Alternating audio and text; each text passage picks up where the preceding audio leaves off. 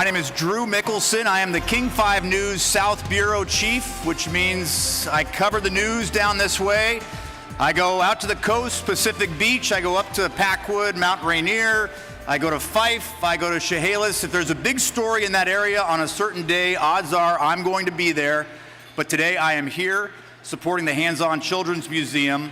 My boss realizes that this is an important story to cover, not only for today, but for the future as well, because of what we all are doing in this room today. I really appreciate King 5 for supporting events like this, freeing up my schedule to allow me to come here on what is a very busy news day up at the Capitol, up in Seattle as well.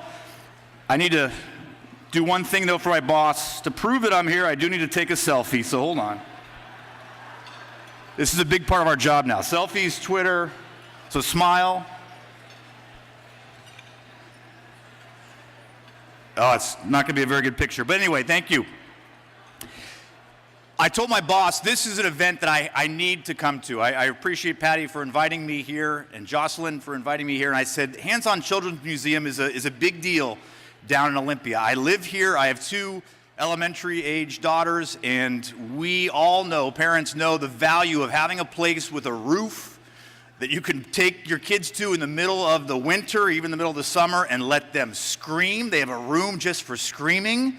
They have a slide. They have the water tables. They have that tissue thing that spits it out. There's so many fun things for kids to do that they don't have to do at your house, which is a really valuable thing for those of us who live in this lovely climate on days like we're having out there today. But of course, it's a great place in the summer as well. I've been going to the Summer Splash for the last couple of years. I'm a little bummed that the Beatniks aren't here today, but this is a little bit of a different event.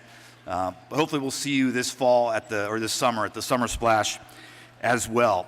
I'm so excited to be able to be here to talk about the future and the importance of science, technology, engineering, and math education for our students. That's what we're going to be talking about today. I think if we all had a little bit more of that when we were kids, people wouldn't be taking selfies for a living, and they might be solving more of the world's problems. So hopefully the world will be better because of what we are doing here today.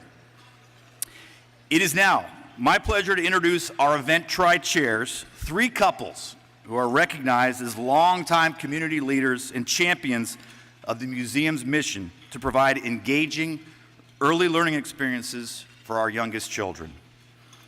Rick and Pam Panowitz are original supporters of the museum concept long before it ever became a reality.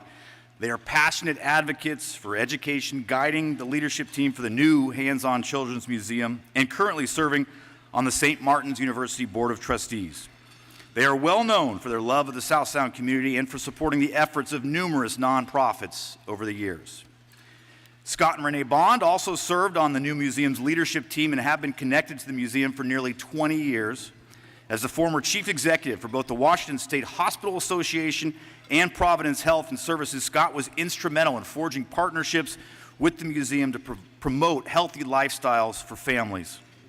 Early on, he grasped the importance of improving early learning opportunities to strengthen South Sound families, improve outcomes for students, and provide more skilled workers for high-tech industries like healthcare. Brett and Monica Wilhelm were early supporters of the Children's Museum as well, and they are notable leaders in the South Sound community advocating for families, education, and active lifestyles for children. Monica is a family practice physician at Tumwater Family Practice Clinic, and Brett is a financial advisor and the powerhouse behind Black Hills Soccer. Anyone in this community knows Black Hills Soccer. Please join me in welcoming the event tri-chairs to the stage.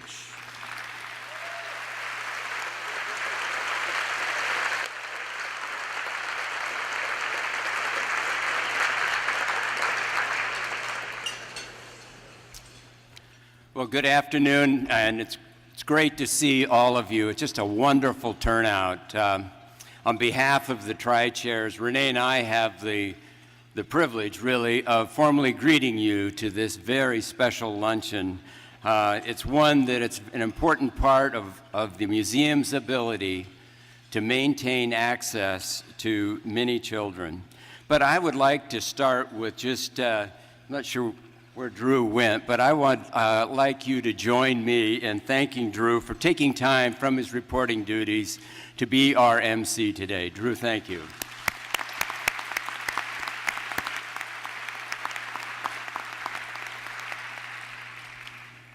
Imagine that. Imagine that. I mean, it's a wonderfully appropriate title for this luncheon and the great descriptor of what happens every day in this world-class children's museum that we have. I mean, we are so blessed, and many of you have been part of the effort over decades that's resulted in the beautiful facility, the programs and staff that we have today. We're so grateful that you're here to raise critical funds for the museum's many free and reduced admissions programs. These programs serve over 100,000 people each and every year. It's amazing. As we get started, I have also the pleasure of thanking our event sponsors. Because of their generosity, every dollar you donate will go directly to the museum's access programs. So first, join us in a special thank you to our presenting sponsor, Thurston First Bank, a division of Commencement Bank.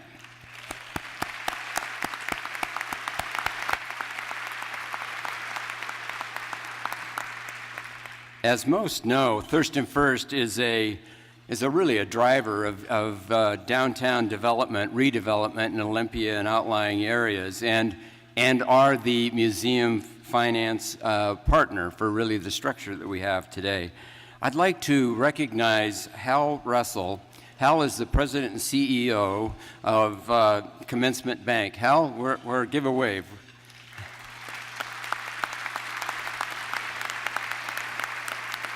Thank you, Hal. And as I think many of you know, Hal is the recipient of the University of Washington-Tacoma Milgard School of Business Leadership Award, which recognizes outstanding business leaders in the South Sound region. In addition, we'd like to thank our premier speaker sponsor, Anchor Bank. Please join me in thanking them.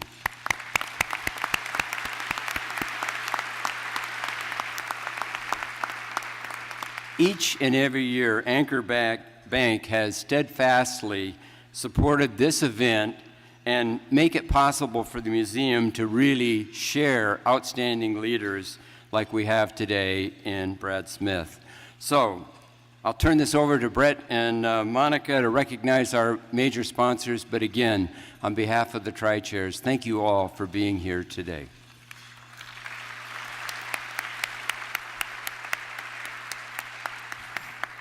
Thanks again for coming today. It's so great to see so many people out there, and this is such a wonderful way for us to get together to be able to support our children and our Children's Museum, which serves them. We wanted to thank many of the businesses that supported this event today. And so there's different levels of sponsorship. We like to go over those. So if you could hold your applause to the end for each level, and then we want to make sure that we recognize and thank these businesses who have been so kind and generous for their support. Platinum sponsors this year were Sunset Air, Providence Health and Services, Olympia Multi-Specialty Clinic, Anderson and Middleton Company, and St. Martin's University, which is our gracious host here today.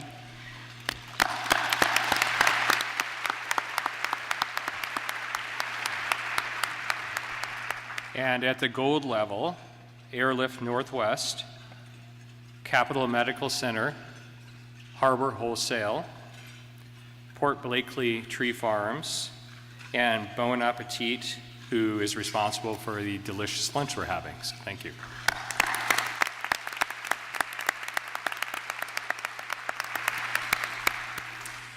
For our silver sponsors, we had Armour Vickerman, Dr. J. Rudd with Aurora LASIK, Kylie Juergens Wealth Management, Propel Insurance, and Titus Will.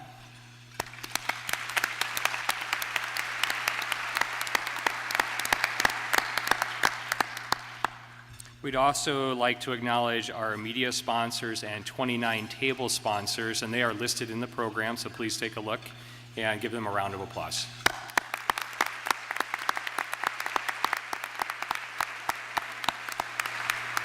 And this year, we have 51 table captains who have done a great job of getting people to this event. I also want to thank each and every one of you who have attended to make this a very special event. So thank you very much for coming today.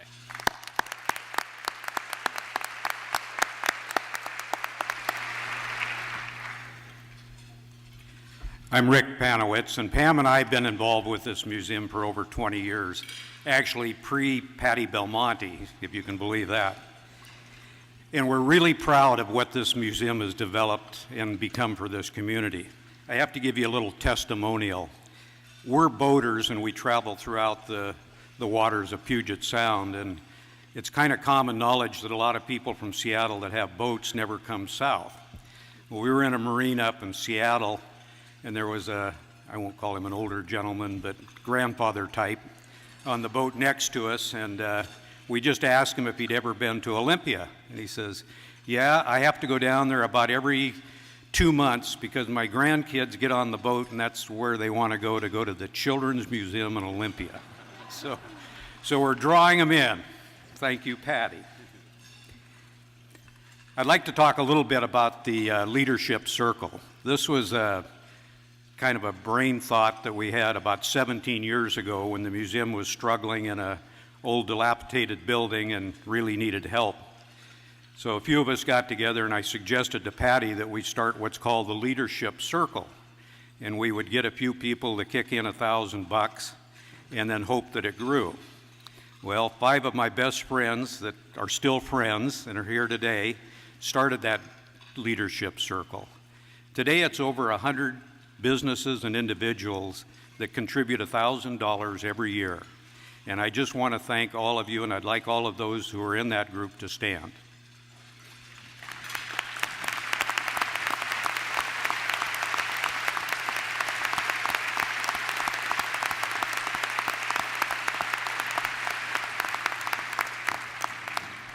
Thank you. A little later on, we'll have a part of the program dedicated to let you know how you could become part of that circle. But enjoy your lunch, and thank you so much for coming.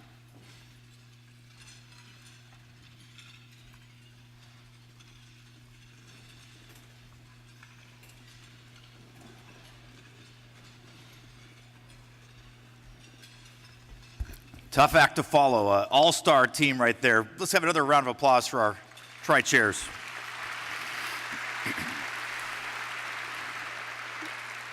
We have a lot of special guests who are here today. I'd like to recognize a few of those. Please do hold your applause until I recognize them all. We have State Superintendent of Public Instruction, Chris Reichdahl, up here in the front.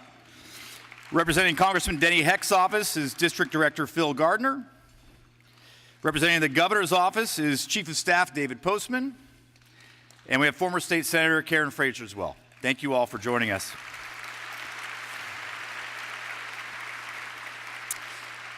And we do have a long list of state and local elected officials here as well. If you would please all stand. We have sheriffs, we have prosecutors. Please let us know that you're here. If you could all stand, the local and statewide electeds who are here as well. Thank you, sirs and ladies. I'd also like to acknowledge the museum's education partners. We have the president of St. Martin's University, our host today, Dr. Roy Hendricks, president of the Evergreen State College, Dr. George Bridges, president of South Puget Sound Community College, Dr. Timothy Stokes as well. And talk about some all-stars. We've got a list of the superintendents who are here. Dr. Dana Anderson from ESD 113, Dr. Deb Clemens from the North Thurston School District, Dick Civitanich from the Olympia School District, John Bash from Tumwater, Brian Wharton from the Yelm School District, Kim Fry from Rochester, Joe Belmonte of the Tenino School District, Greg Woods from the Griffin School District, and Byron Barr from the Rainier School District. Thank you all for coming, superintendents.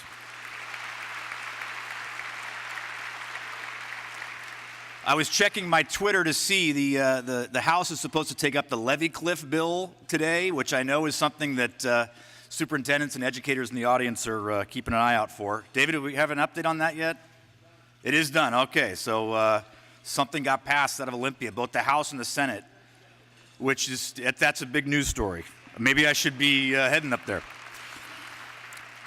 Now I'd like to call Lauren Pittman, the Hands on Children's Museum board president and Patty Belmonte up to the stage. She's the executive director, of course, to present the Great Friend to Kids Award.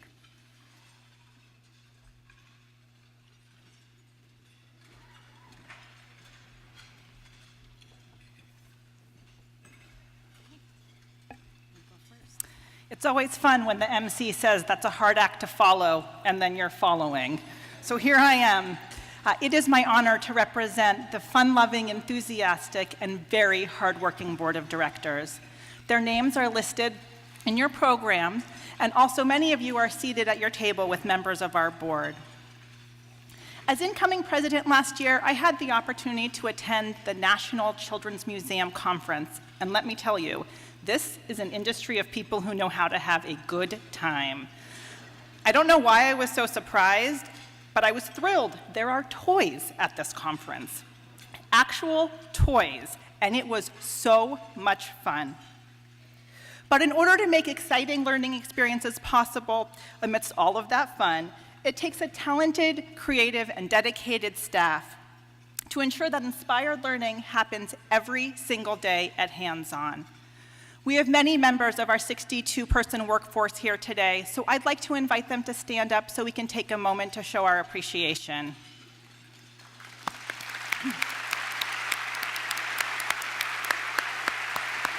I know, I don't even see them out there.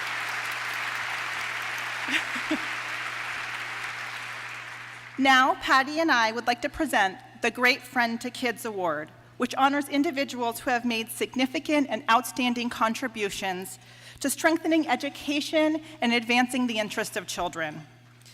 The unique influence of these individuals, has helped to shape Hands On Children's Museum into the important community treasure it is. Thank you, Lauren. Welcome, everyone. Many of our previous award winners are here today, and I believe they'll be on your screen. So can you all previous award winners stand and be recognized, please?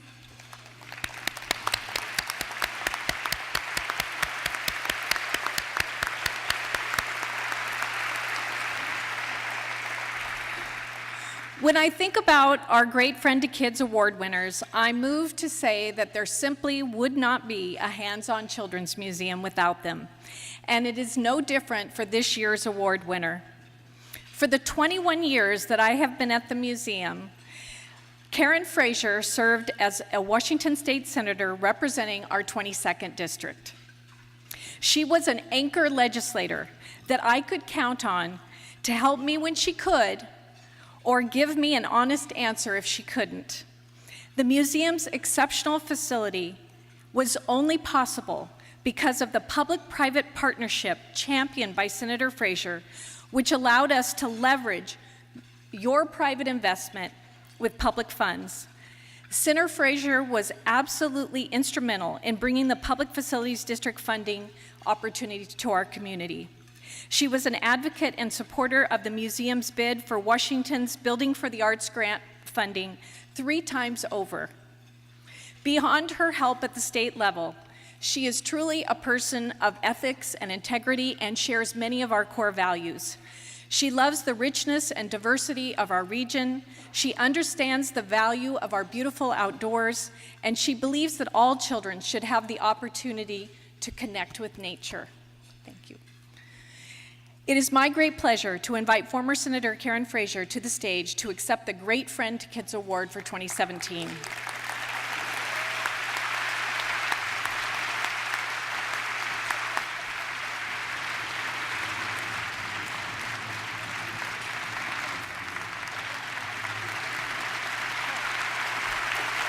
Well, thank you.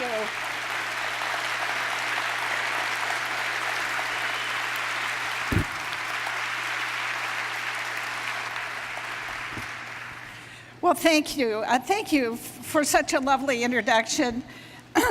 And I'm delighted to be able to even be here because now I'm retired and I can do a few more things during the winter that I really like to do, like help out the Hands On Children's Museum. When they called me to let me know of this recognition, I was just so surprised. So I thank you for this very nice way of saying thank you.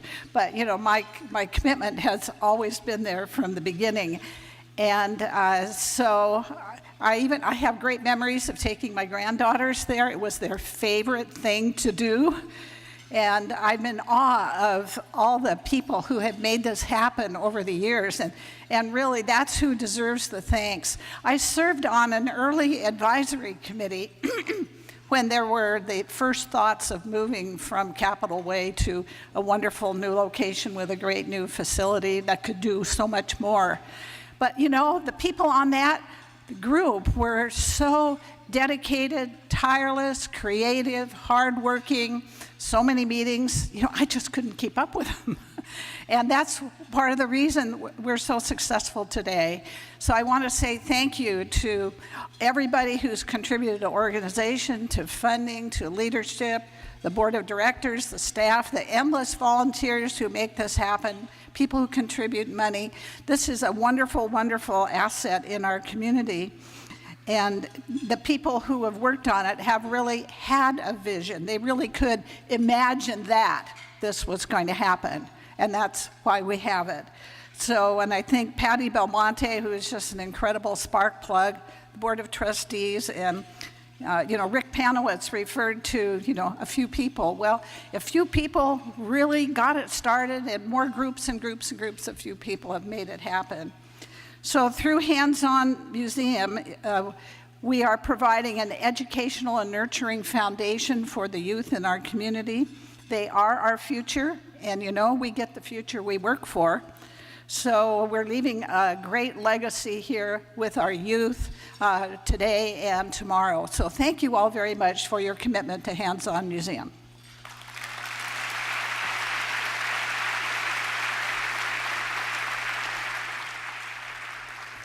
Thank you, and congratulations, Senator.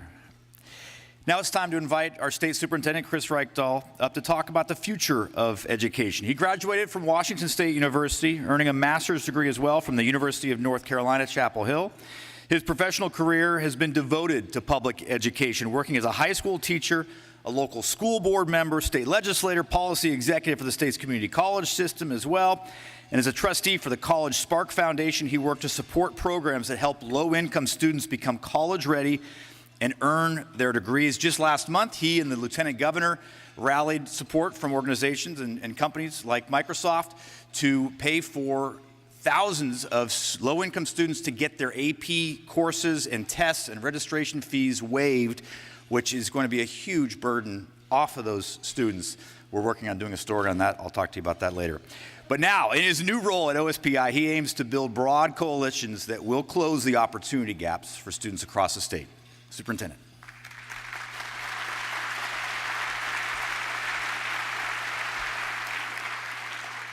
Good afternoon and welcome. What a fantastic room and a community that just defines what it means to connect at levels that we couldn't imagine when we were younger.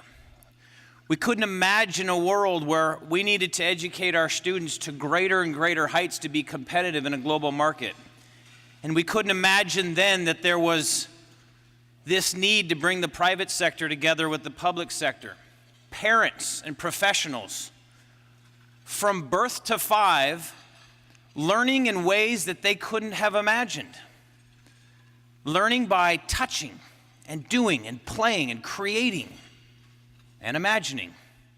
You see, hands-on children's museums aren't just places to go so mom can get rest for an hour or a dad to get rest for a while. It's one of those foundational places of building blocks. It's where, quite frankly, American education is actually brilliant, but it's not basic education. We don't define that as an obligation of the state. We sort of say we hope that every kid gets that. And in places like the Hands-On Children's Museum, yes, located in Olympia, but serving South Pierce County and Lewis County and Mason County and Thurston County and other parts, and boaters from the Seattle area who come down. These are the kinds of partnerships that ignite, that spark a child at an early age, who understand very basic things about physics, even though it's going to be years before they understand the vocabulary and the language. but they're seeing force, and they're understanding environmental impacts.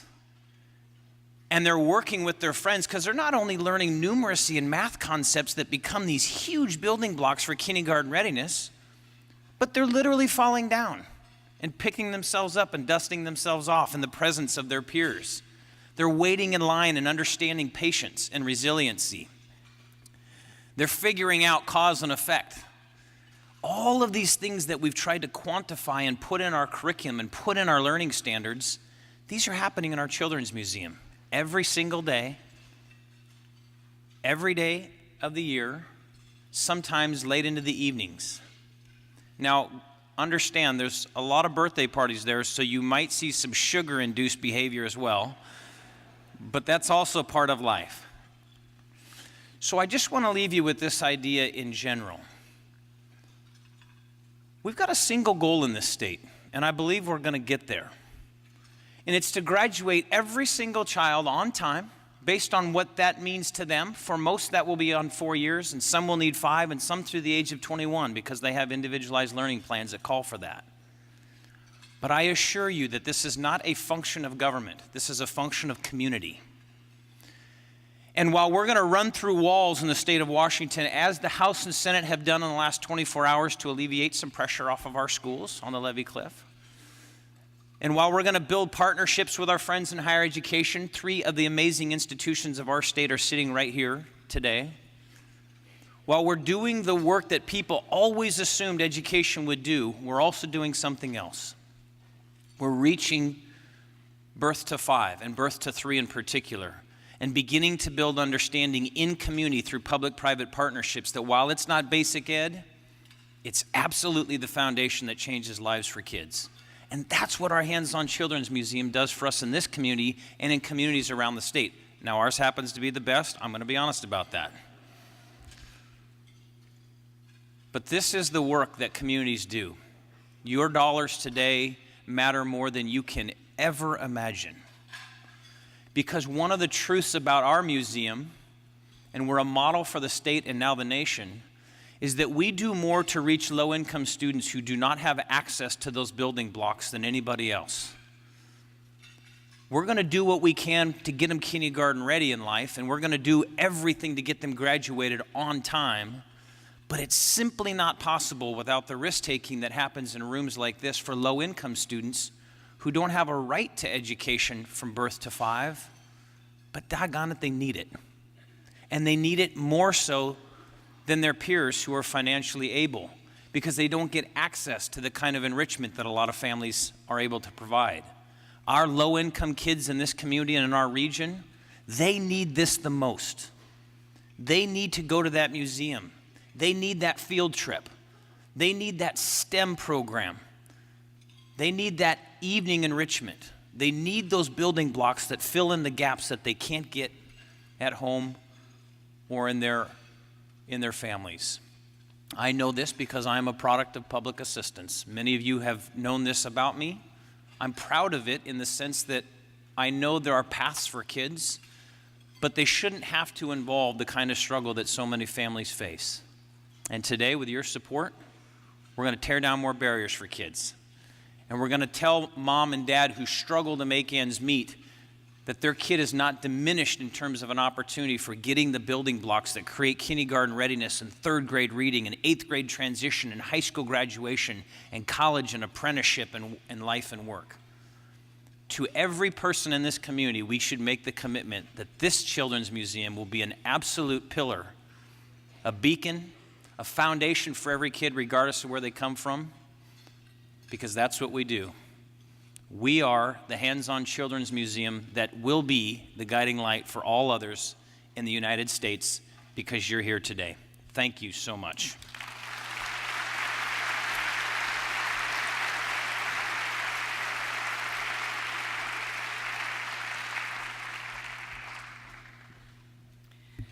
Thank you so much, Chris. Very heartfelt.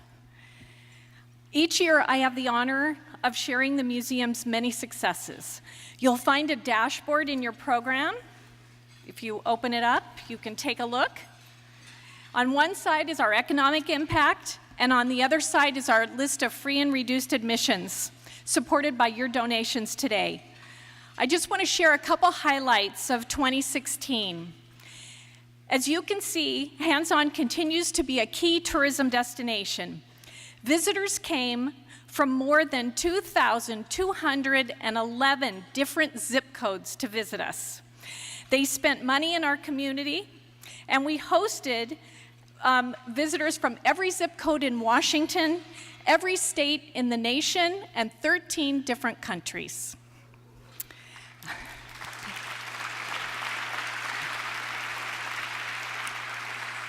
Last year marked our 4th birthday in our new home, and the museum's new Summer Splash Festival brought 25,000 more visitors inside the museum than the previous year, marking our highest visitation year in our history. For 2017, I have some really exciting news to share. Many of you helped us raise funds for a fabulous new exhibit in our outdoor space, a multi-level treehouse inspired by the treehouse masters of the Discovery Channel. Construction, I'm pleased to say, will start this fall, and we will open in early 2018.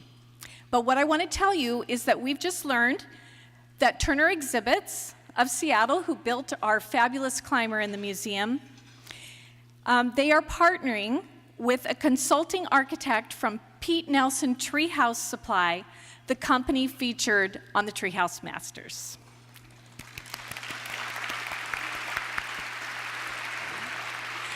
So this all-star team will be at our summer gala to unveil the new design, and I hope you can join us. If you flip your dashboard over, you'll find a long list of access programs that Chris just talked about. And we're not going to be able to go through all of them today, but I want to just tell you a couple things. First, I want to, I think many of you heard that we have a very exciting new partnership, 5-year partnership with WSECU called the Inspired Learning for All Initiative. And among other things, it opens the museum doors to all families on state assistance. I will tell you that we announced that initiative on February 8th, and since that time, we're at March 9th, we've had more than 1,000 family members take advantage. So thank you, WSECU.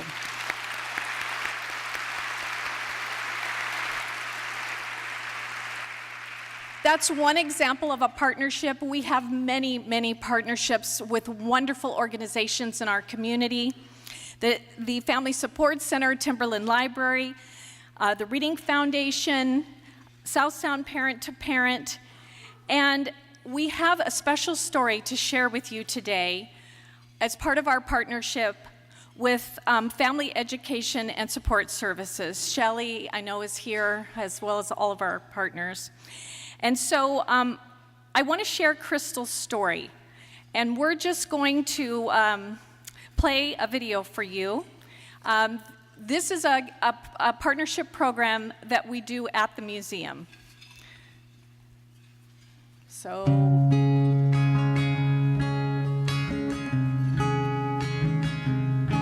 I met my husband when I was a GED teacher, and he worked for Thurston County. So it was great to fall in love and find the love of my life in my 50s. My husband loved raising kids and was very close to his boys. Unfortunately, a couple years ago, one of his sons, who was a single parent, became a heroin addict and homeless. And we began to see the effect that was having on his little boy, who was 6 years old, Jacob.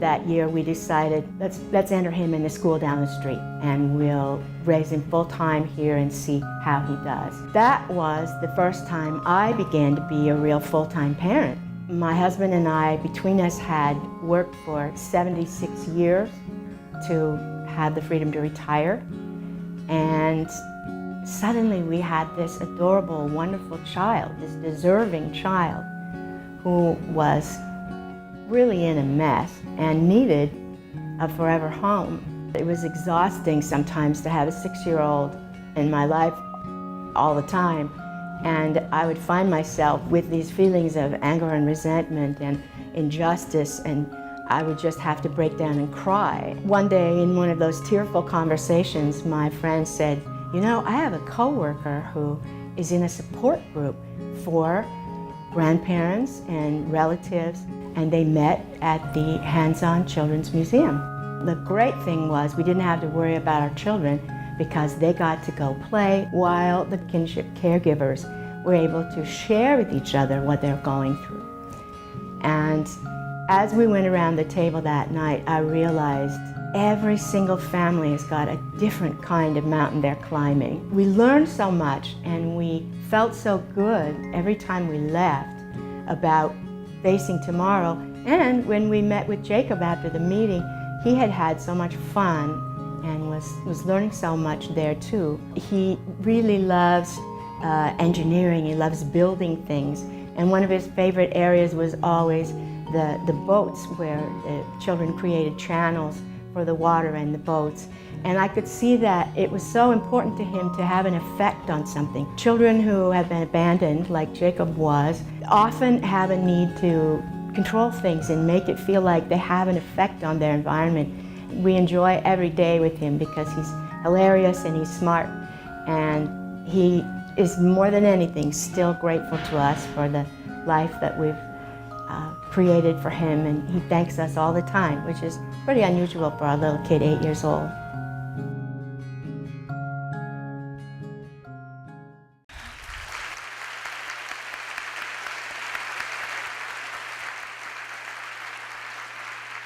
You may not know this, but my friend Shelley would say that there are 43,000 children in Washington State being raised by their grandparents.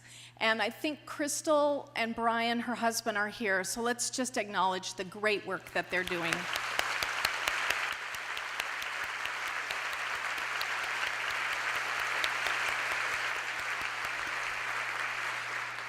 Your gifts support programs like that one, and in addition, just last week, we were contacted by Shelton Men's Prison, which is a correctional facility nearby. And for those of you who don't know, we've been working with Cedar Creek Corrections for the last several years, very rewarding. And we have been approached to actually help Shelton redesign its parenting family area and take our outreach programs out to the prison. Kids of incarcerated parents are 7 times more likely to be incarcerated.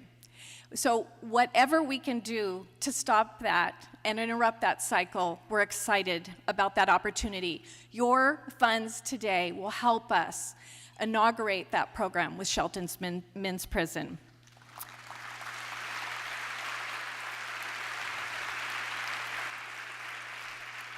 In addition to sharing stories about families and children that we've touched, we have been working for 3 years, almost 4 years, on exciting STEM programming in the museum. And that STEM programming, and we like to call it STEAM at the Children's Museum. We add the arts in there.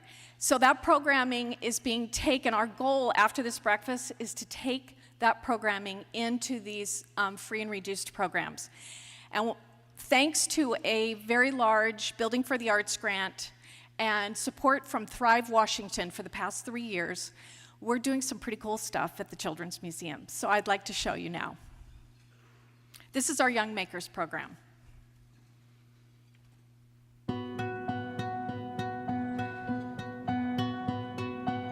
A few years ago, the Hands-On Children's Museum embarked on an exciting and ambitious initiative to encourage early math and science learning through tinkering and making. We started by experimenting with the silkscreen press. Soon, it was one of the most popular programs at the museum. We added other tools, like glue guns, electric scissors, and sewing machines. We encouraged children to use familiar materials in unfamiliar ways. We designed a maker bench where kids could cut pool noodles with a handsaw, drill holes for a mason bee house, and practice hammering for the thrill of it.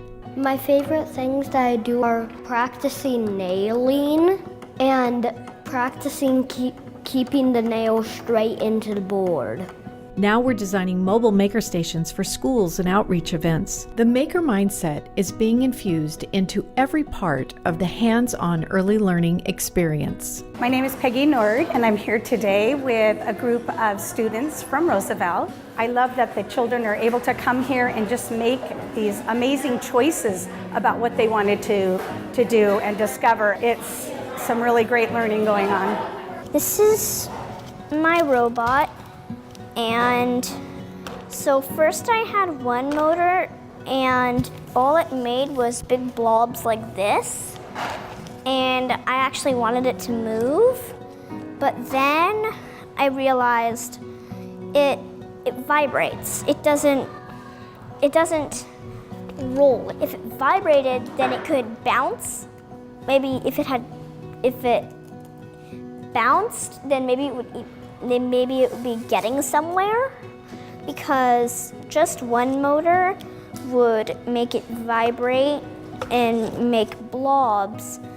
But with two motors, the more force on it made it like tiny little jumps.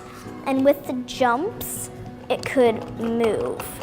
So we did electricity, but it's way different than regular electricity.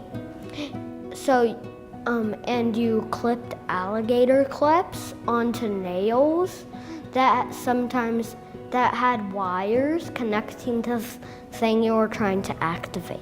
This is my trap. There's kind of treasure in there for the leprechaun. So go in there and you'll hit this, which this will be on, and it will make this fall on the leprechaun, so it can't get out. Then afterwards, once I get him, he's gonna live in here. It has a bed and things. When I'm making stuff, when I'm done, it just feels so good that I just kind of want to celebrate.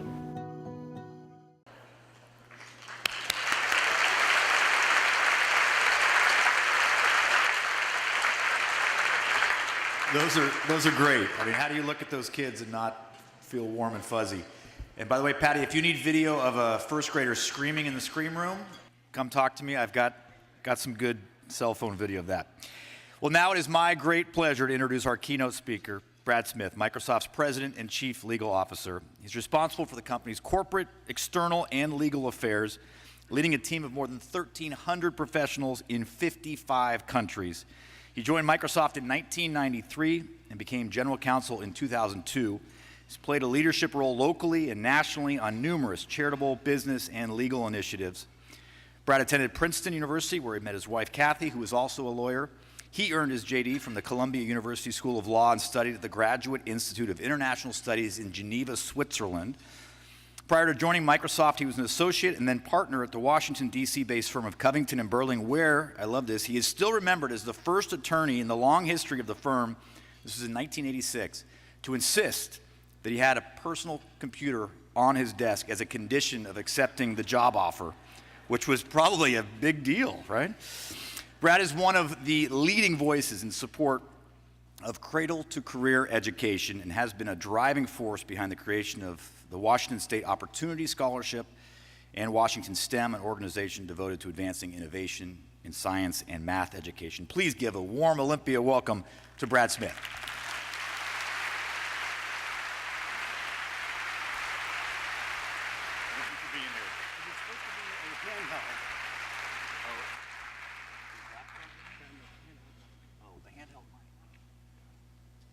The handheld mic, where could we find the handheld mic? On top of the, oh, there. Right in front of us, that's why we couldn't find it. Well, thank you. Thank you for the welcome. It's a real pleasure for me and all of my colleagues from Microsoft to be here today. I first have to say, on Saturday morning, I'm going to get up and practice my nailing. I've spent a long time. But it is such a wonderful museum that you all have here that is serving not just this community, but as we've heard, every zip code in this state, states across the country, and even countries around the world. And so I thought, in keeping with the theme of this wonderful museum for children, that it's worth spending a few minutes to look at what their future may hold. Because certainly we at Microsoft look at the future and we think that we're really on the dawn of what is our next and a new industrial revolution. And to think about what it holds, it's actually helpful to look back at the industrial revolutions that have preceded this one. The first industrial revolution, as we may recall, started in England in the 1870s with the invention of the steam engine. And by the time it had run its course in the 1840s, perhaps more than anything, it had forever changed human imagination, something that touches children today. Because for the first time in human history, it was possible for people to build a machine that would travel faster than a horse. But the impact of that industrial revolution was easily exceeded by the second industrial revolution that started in the 1870s. And when we think about how society can change in a relatively short order of time, I think it's captured in two photographs. The first is this one. It's taken in New York City at a corner on Broadway in 1905. And if you study this photograph carefully, you will see streetcars and horses and not a single automobile. And yet in this second photograph, taken 20 years later at exactly the same intersection, you see streetcars and automobiles and not a single horse. That is how quickly society can change. In fact, when that first photograph was taken, over 20% of all agricultural produce in the United States was used to feed horses. So it's not just that the horses moved out of the cities. Life across the country and the economy itself was transformed. The third industrial revolution started in many of our lifetimes, and we at Microsoft and many others in Puget Sound had an opportunity to take part. It was really the information technology revolution. It changed how people create, how they communicate, how they connect with other people. But perhaps as much as anything, this third industrial revolution has really created the foundation for what is coming now, the fourth industrial revolution. It's really about changes in three very distinct areas of technology. The first is in the world of physical materials. It will involve autonomous vehicles, 3D printing, robotics, new forms of material. If that were the only thing that were to change, the lives of the children born today would become quite different from our own. But there's much more going on than that. There are changes coming in the world of biology with genomic engineering, changes that will change and impact human health, but also agriculture and livestock.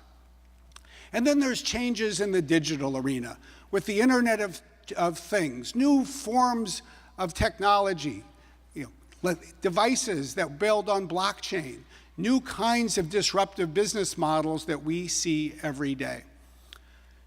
Now, one of the things that's interesting when you study these industrial revolutions is that fundamentally they're all based on one or two enabling technologies. It was the steam engine, and then it was electricity, and then it was the combustion engine, and then it was the microprocessor. And every single advance, every single technology that you see on this slide is also based and connected to one fundamental enabling technology. It's the cloud. It's cloud computing. And happily, our state and our region are playing a vital role in this field. Companies like Microsoft are only a piece of it. And of course, the cloud isn't really the cloud. It is data that's stored in data centers. Our state happens to have some of the major data centers in the country. Many of them are east of here in towns like Quincy, Washington, where we see hundreds of thousands of server computers storing data that we put there and pull from there each and every day. And this data is moved around the world through a series of submarine cables that span oceans and connect with satellites and with broadband technology and ultimately with our phones and laptops and television sets and everything else. It is a new world in many respects. It's also a world that calls on us, I think, to step back and ask us, what are we creating? And how do we ensure that this new technological era fully serves everyone? We've been thinking about this at Microsoft. We published a book last year that we called A Cloud for Global Good. And it really asks us to think about a few things. First, to recognize and even acknowledge specifically that all of this technology creates many new opportunities, but with it come new challenges. And if we don't think about the challenges, if we don't talk about the challenges, we won't address them effectively. We have to ensure, perhaps more than ever, that we find ways to move technology forward without leaving people behind. Because the reality today is that some people are being left behind. And if we're going to address their needs, we need to act with a sense of shared responsibility. A sense that government needs to play a leadership role, but so does business. So do people in the private sector, so do universities, so do great museums like the Hands-On Children Museum. As much as anything else, we need to recognize that a healthy digital economy in this new era must be a learning economy. It has to be an economy that creates more opportunities for people to learn. And that needs to start with our youngest people in the next generation. Now, the good news, and there's lots of good news, is that technology can help. And if you want to just get a glimpse of one of the many ways in which technology can help, you can follow this interesting story that comes from the city next door. Tacoma is a great, small, urban city with an incredible community that is really invested in the achievement of their students. In 2010, when I became superintendent, we had a graduation rate of 55%, which is shameful. And through this tracking and relentless use of data, I announced last month that it's at 82.6%. That's remarkable. Tacoma School District has been really great about making specific data accessible to us as principals, as teachers, as support staff. Monday mornings, I get a report with a lot of data, and it's color-coded. And I know that students who are red need my attention most urgently, and which staff members we need to speak with to provide support to those students. I was getting in trouble. I skipped school a lot. I was really lost, and I hated myself, honestly. And when I spoke to my counselor, he told me the only way I grow is if I challenge myself. I really realized how important the classroom was. And then at that point, I really started thinking about my future and who I want to be. It focuses on attendance, performance, their grades, looks at their credits, and then it also evaluates their state graduation requirements. Because in the end, if the teachers take care of the students, then the idea of graduating on time is quite easy. There's lots of ways that new data and data analytics and machine learning and even artificial intelligence can help us improve education. But I think if we're going to do all of that, we also need to think about the ways in which our economy is continuing to change. The fact of the matter is that jobs are changing. In fact, they're changing at probably a faster rate than at any point in our lifetime. They're changing because of new technology. They're changing because of the stress at times and demands on the middle skills needs that people have. They're changing because increasingly people more often are working part-time, or they're holding down multiple jobs, or they're even working as or for independent contractors. And if one wants to really think about the challenges for education and for people in our country and in our economy, there's one graph that, for me, tells the most important story. What you see in this graph is the growth of jobs in the United States since 1989. And if you can see the top line from way in the back of the room, what you will see is that the number of jobs in this country held by individuals with a 4-year degree or higher has more than doubled. It's gone up by 107% since 1989. In fact, mostly the line goes up at the same rate regardless of who's in the White House or what political party controls Congress. But if you look at the line on the bottom, what you see is the graph for jobs in this country held by individuals who have a high school diploma or less. It has fallen by 13%. In fact, there are 7.3 million fewer jobs in the United States today than there was in 1989 held by individuals with that high school diploma or less. If there's a reason for hope, if there's a focus on which we can apply our attention, it's quite possibly the middle line, the middle skills line.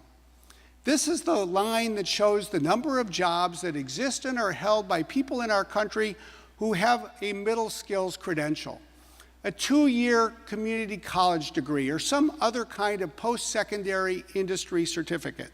It's grown by 47%. And in all probability, if we all come together and do our jobs well, we can grow that even more. It will require that we think about how people's needs are changing. And this is where institutions like the Hands-On Children's Museum play such an important role. Because in part, the future is about digital skills, but in part, it's about non-digital technical skills, those STEM disciplines. And in part, it is about soft skills as well, which is why it is so important to add the A and turn STEM into STEAM.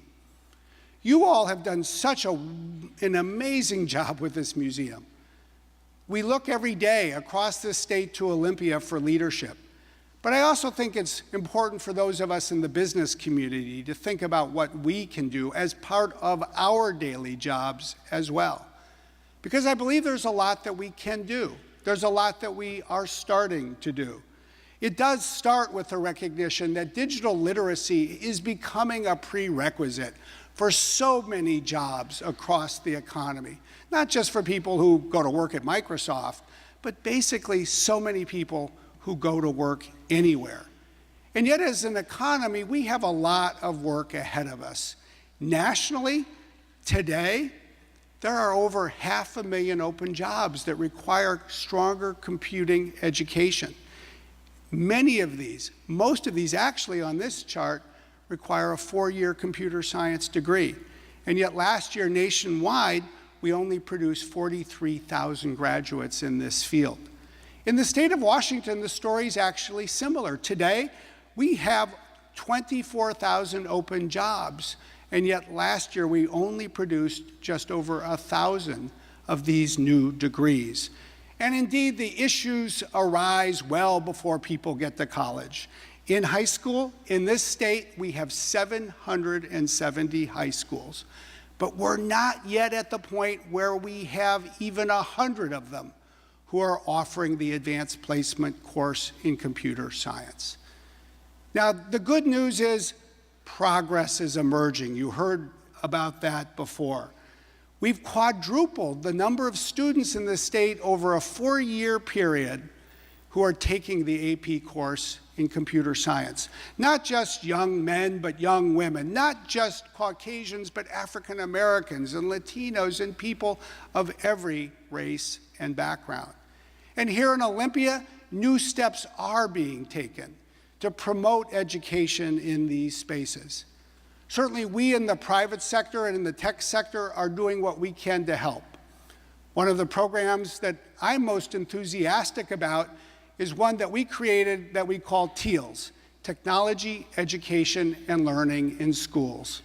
It enlists volunteers, employees at Microsoft and other companies to team teach for a year, typically with a math or science teacher, to teach computer science in a high school. And when the year is done, that teacher can go on and teach that course on her own or his own in the future. This year, this day, we have over 200 volunteers who right now come from 45 companies, and they're working in 72 high schools across Washington state. And perhaps the most important thing is that it is genuinely and increasingly across Washington state. It's not just in Redmond or Seattle or Puget Sound. We are finding new ways using our technology to reach new kids. You see this in a town like Manson, near Hood Canal. And it is fascinating, I think, to watch and hear their story.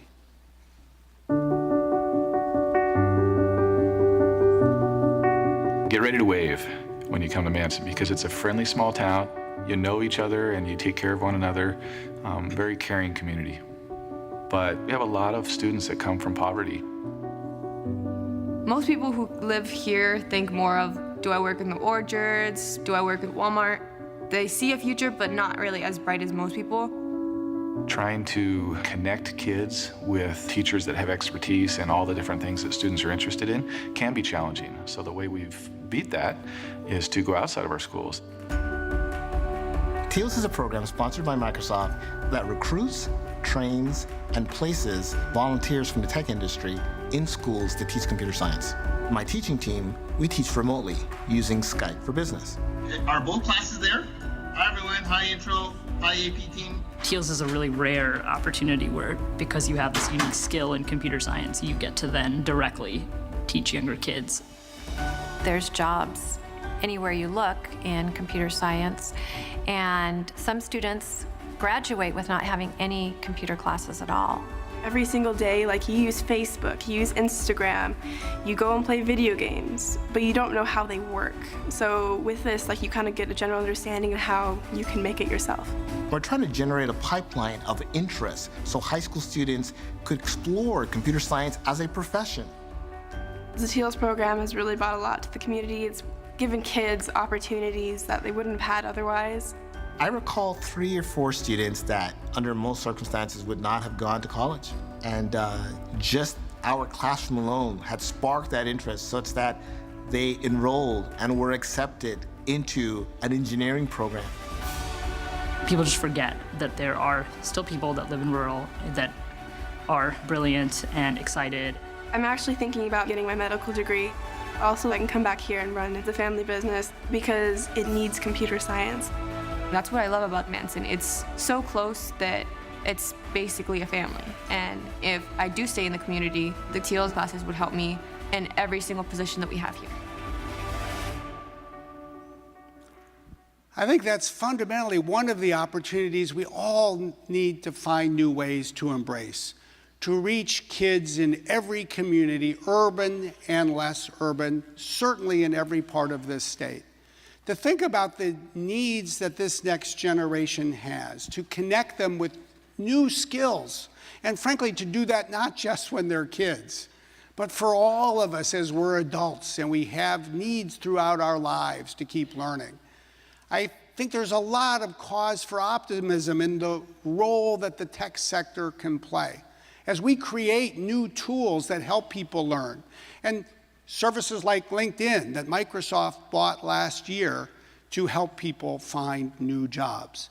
And then ultimately, we need to keep growing in this state our universities. We need to raise the money and increasingly oftentimes ask for the money from the business community itself. That's why I'm so encouraged that it's not just companies like Microsoft, but also our competitors like Amazon that are coming together to make our universities stronger. And we're not just building buildings.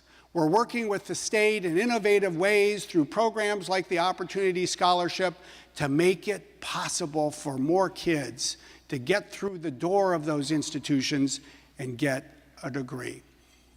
Ultimately, there are so many things that we can do to make the community better. And yet I also think that it's important to reflect on the moment in time in which we live. Here in Washington State, we live in a diverse community. One of the things that I've learned, now having lived here for 2 decades, is that while it's the water and the mountains and the amazing scenery that first jump out at us all as the great crown jewels of this region, in fact, our greatest crown jewel is our people. It's each other.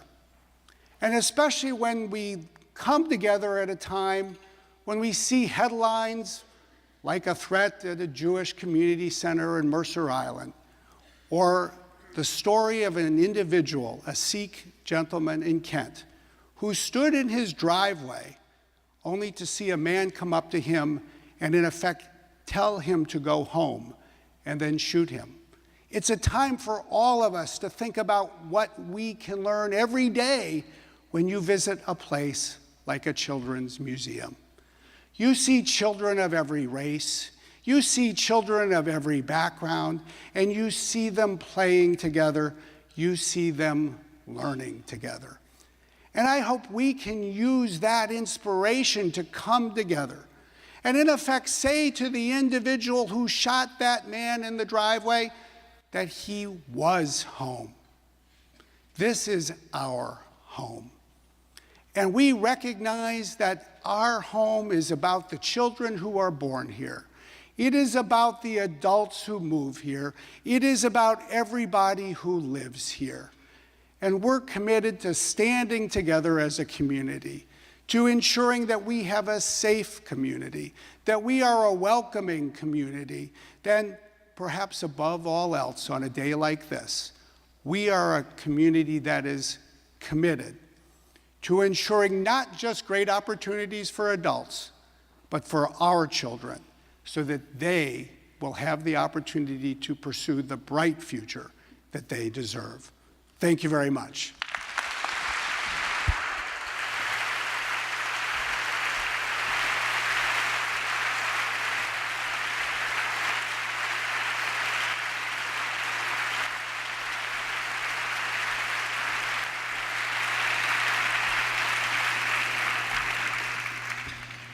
Brad, thank you very much. Those are inspiring words, and they really help my part of the program because you made my job easier today by making our case for investing in early learning.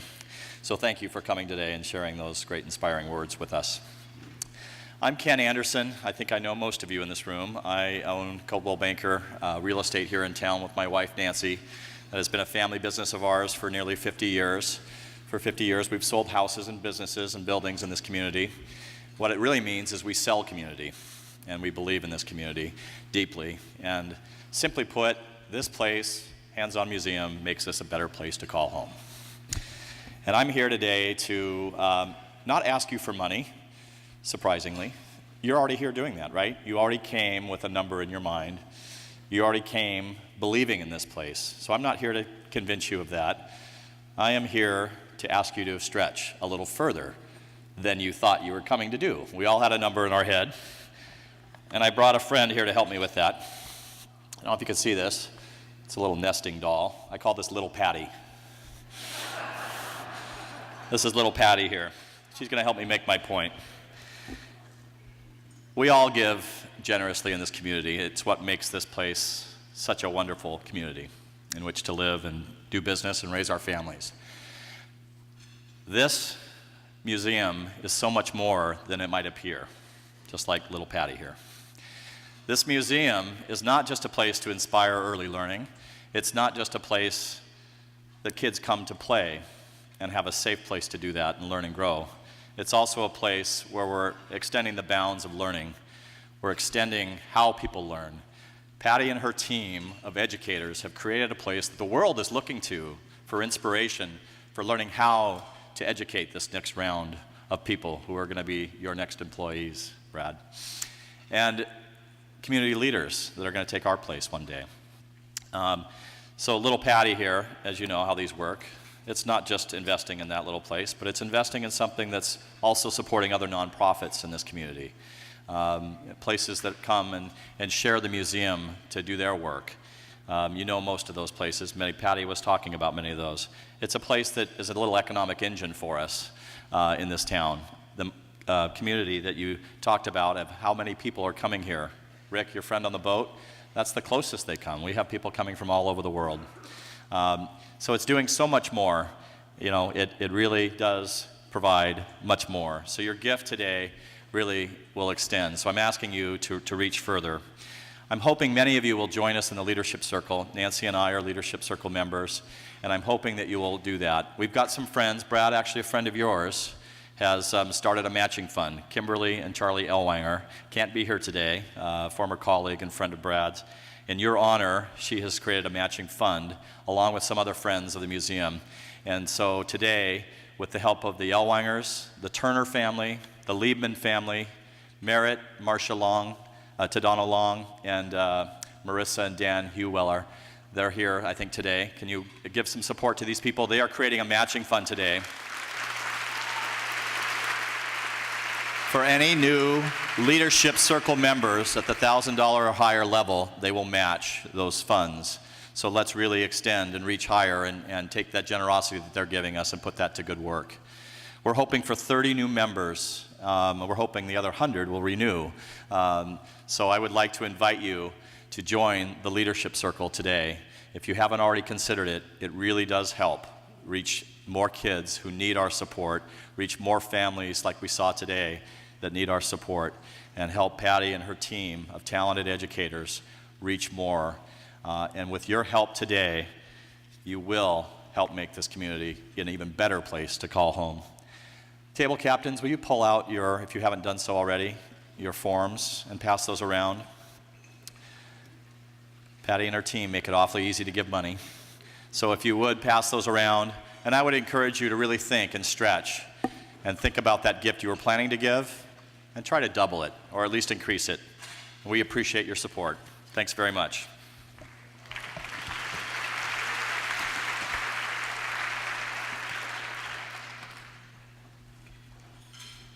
We're at the end of our time here, and I just wanted to thank St. Martin's University again for being such a tremendous partner. St. Martin's is doing such great STEM work and has wonderful initiatives. And their students are sharing the love of science by leading STEM workshops with Area Boys and Girls Club. They also partner with Microsoft and JBLM in the Microsoft Software and Systems Academy, which boasts over 90% job placement rate for transitioning service members. And our own tri-chair of this event is recognized on the Panowitz Foundry for Innovation, the newest student lab and makerspace. So thank you, St. Martin's, for hosting us today.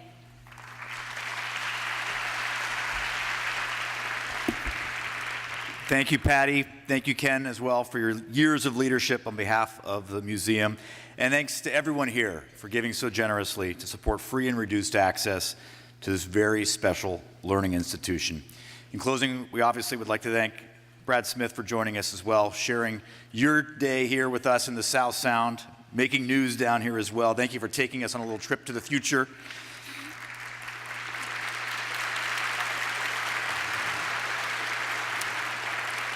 Gives parents some hope that there is a future for our children, and especially in this community. As someone who moved here almost 10 years ago and thought I'd just be here for a couple of years, I'm very proud to call Olympia home, and it's because of people like you and institutions like this, and of course the museum as well. And obviously we need to thank our chairs and all the sponsors for making this event just a huge success in support of early learning, not only in the classroom.